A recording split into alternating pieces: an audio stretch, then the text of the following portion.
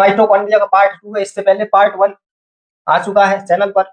आप ऐसे देखिए माइटोकॉन्ड्रिया को आज की क्लास में जानेंगे एक तथ्य के बारे में कि माइटोकॉन्ड्रिया को सेल का अर्ध स्वायत्त अंग कहा जाता है।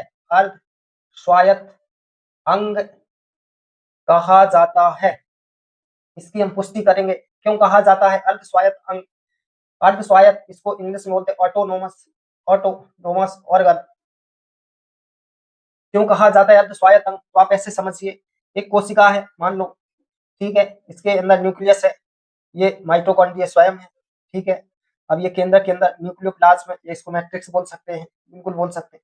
अब इसी केंद्र के अंदर डीएनए होगा, बिल्कुल होगा। और कोशिका द्रव्य में आरएनए पाया जाता है, बिल्कुल पाया जाता है। और राइबोसोम भी होंगे कोशिका में, 70S कुछ 80S राइबोसोम होंगे, बिल्कुल होंगे। तो माइटोकॉन्ड्रिया, तो कोशिका में 70S ribosome, DNA, matrix, RNA, lysosome, Golgi body, endoplasmic reticulum, ऐसे सभी ऑर्गन पाए जाते हैं। और जबकि माइटोकॉन्ड्रिया भी एक सेल ऑर्गन है, कोशिका का अंग है।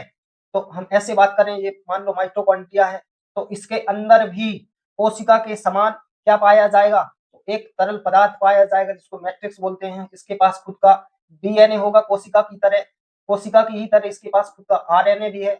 इतना ही नहीं, कोशिका की ही तरह इसके पास 70S राइबोसोम भी है, राइबोसोम भी पाया जाता है। इसलिए हम बोलते हैं कि माइटोकॉन्ड्रिया कोशिका का, किसका, बॉडी का नहीं है, कोशिका का ऑटोनोमस ऑर्गन है, ऑटोनोमस सेल्स ऑर्गन है। तो उम्मीद करता हूं ये शब्द समझ में आया होगा, अर्ध स्वायत्त अंग या ऑटोनोमस सेल ऑर्गन। तो ये पार्ट 2 था, आगे पार्ट 3 भी आएगा।